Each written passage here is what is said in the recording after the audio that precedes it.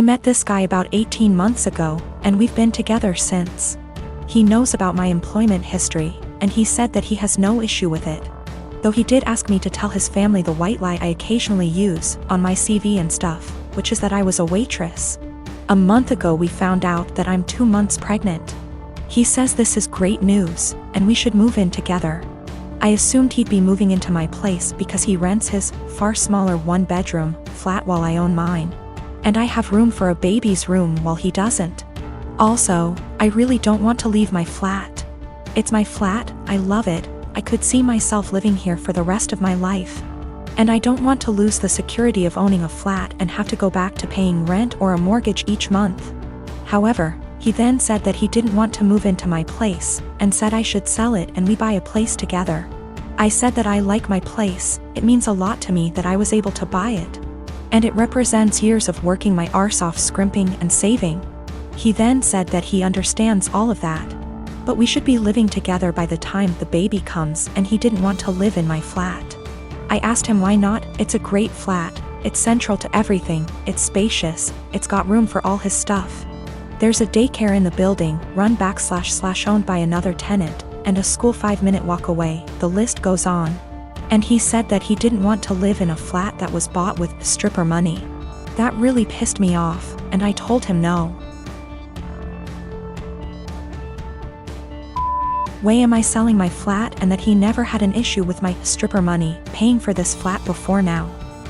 I said I wasn't giving up the security of owning a home for someone who tries to make me feel ashamed about something I don't feel ashamed of. He said that his point is if I sold the flat then we could get a new place with the money from the sale. I said, wouldn't that still be stripper money? And he said that's different, and I asked how. He then said he was going back to his place because I can't talk to you when you're in this state. He's gone back to his flat now, and he's texted me saying I'm overreacting / irrational, and I need to think of this realistically, rather than emotionally. He says he wouldn't feel right raising a child in my flat knowing how I purchased it, and selling back / moving is the best idea of all of us, not to mention the fact he isn't on the deed because it's my place and it would never feel like our place because of this. I feel I might be the arse because I get why he might feel like it's just my place, and I feel I'm being too rigid in a time we need to work together. Plus I spoke to my sister and she sided with him, so 2 out of 3 people think I'm in the wrong here. I dumped him. There was a whole conversation, and during the conversation he said he didn't want to be a parent if I wasn't willing to do everything he wanted, including sharing a house back / deed, plus staying together. Also, at the start of the conversation I said what a few people suggested, which was that I'd be willing to sell and split the house with him, provided he paid 50%, and he got very, very angry. Very, very quickly. He also said a few other things, how it's all going to pan out just yet, but it looks like I'm going to be a single mother. I am a gemologist. I spend my days in the lab testing and identifying stones.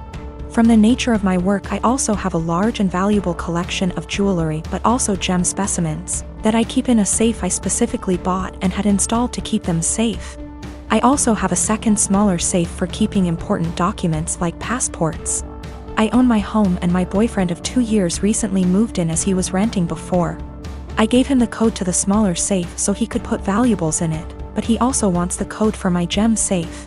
Not to put anything in it, but he says because we are living together now I should trust him and give him the code. I've said no because he has no reason to open the safe, as the only thing it's used for is storing my collection. He said he has no interest in my gem collection, doesn't want to look at them, but still wants the code to access them. This is causing tension because he says I should give it to him as a show of trust, and I said no. Because he literally has no reason to go in there, so he doesn't need the code. This is a 6-figure collection, so I'm not being difficult over a few little gems here. I am the only one who knows the code. The safe weighs nearly half a ton, it's bolted to the floor and wall, and is from a company who makes safes, vaults and strong rooms for jewelers. You could bring the house down around it and it would still be intact. All of the gems and jewelry in the safe are mine and mine alone. I do not keep any clients' jewelry at home. For my other business doing valuations, I rent a separate space and keep client items there. I will give an update once things have panned out. I've moved all of my personal docs out of the little safe and into my gem safe. I told him he isn't getting the code and I will die on this hill. He has no reason to have it, and his continued lack of respect by the pushing of my boundaries wasn't okay. I felt like he was trying to manipulate me by making it about trust. After a lot of back and forth, he finally admitted that he wanted access to the safe, because he didn't feel like I was sharing the whole house with him. Because I insisted on a tenancy agreement rather than just letting him move in. And he didn't like that part of where he lived was off limits to him. He was also insecure and resented that I have more money than him and own a home whilst he doesn't. He had made a few comments about this before, but I didn't realize it was such a big issue for him. He also said that by keeping him out of the safe made him feel like I thought he was lesser than me, and that it made him feel like I was treating him like a child.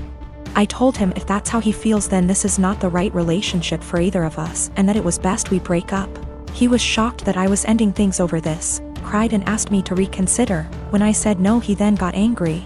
Called me a stuck-up B*TCH, said he was better off without me anyway, and went to his friends.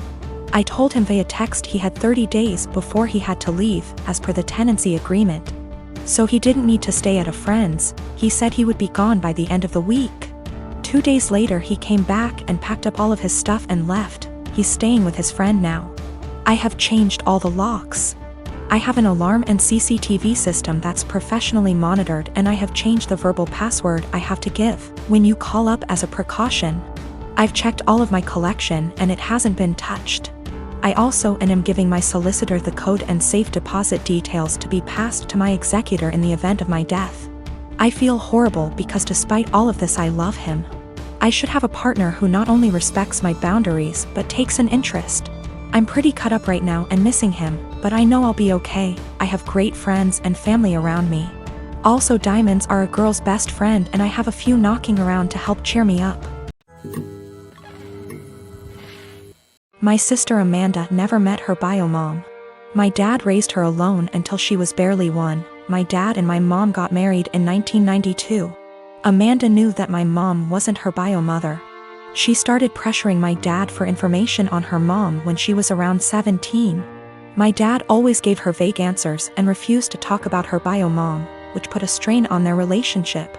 Enters our uncle and revealed the family secret. Apparently, Amy's mom wanted an abortion. She was 19. But my dad and his parents were able to bribe her. They offered her money if she followed up with the pregnancy. And she accepted. My grandparents sold one of their houses and gave her half of that money to Amy's mom when the pregnancy was viable. And the other half she received when she waived her parental rights over Amy to let my mom adopt her when she was 4. My uncle wasn't supposed to tell her that. My grandparents were furious. Amy stopped her crusade to meet her bio mom, and her relationship with my dad went back to normal. Amy never mentioned her bio mom again. Dad got her into therapy after that. A month ago, Amy found out that she was pregnant. The pregnancy was an accident. She switched birth controls. The problem being, Amy is about to start her surgical residency and her hours are insane. It is basically impossible to raise a baby while working in that rhythm, so she wanted an abortion. The problem is that Mark, her fiancé, 6 years together, wanted her to keep the baby. It caused a big fight. In a move to convince Amy to keep the baby, Mark told Dad about this. Until that point, no one in our family knew about this. Dad talked with her, and they got into an enormous fight. Amy got the abortion 10 days ago. Mark ended up breaking up with her. She is obviously really sad. My dad was acting like a jerk. He was pretending that Amy didn't exist. He didn't want to talk or see her. So on Christmas Day, we were exchanging gifts. When everyone had already finished giving each other gifts, Dad got up and gave Amy her present. He gave her an envelope in front of everyone and told her to open it. It was 3 pictures with something written on the back, a name, an address, and a phone number. Dad told her that he was tired of babying her, that this is a photo of her bio mom and her 2 sons. That was her bio mom address, and that he contacted her bio mom and she is willing to speak with Amy. He gave her Amy's number. Dad thinks that they will have a great relationship since they are so similar. Amy broke down crying. I ended up in a fight with Dad, called him a monster for doing that to her. He just said he was just tired and left. We ended up leaving and she spent the rest of Christmas crying on my shoulder. She is a mess since that. My younger brothers called me a Grinch for making a scene and ruining Christmas. My mom was silent during the whole thing. My parents have been giving me the cold shoulder since Christmas. I am a 33 years old female. And I found out that my ex-husband 37 male was cheating on me when I was 7 months pregnant with our son. I got a divorce and we share custody of our 3-year-old son.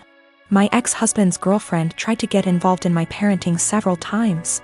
She even commented on my son's name implying that we should agree on a name we all want, not just what I wanted.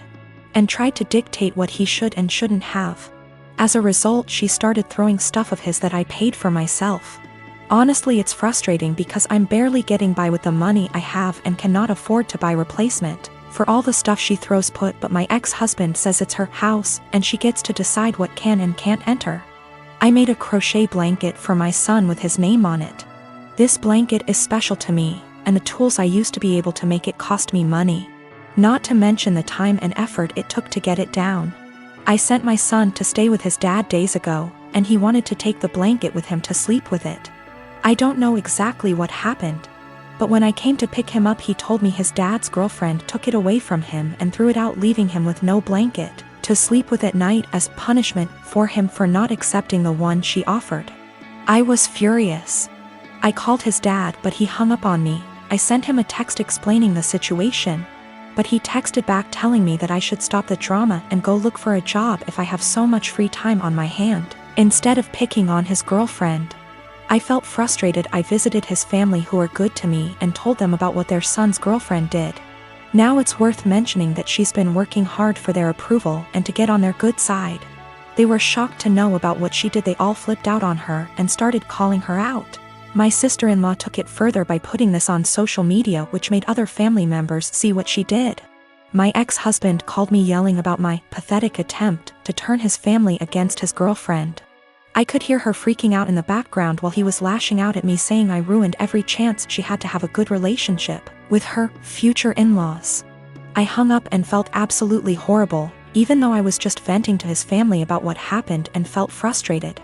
I'm not sure anymore, since the whole family aren't speaking to her, that might have a lasting impact on their relationship with her.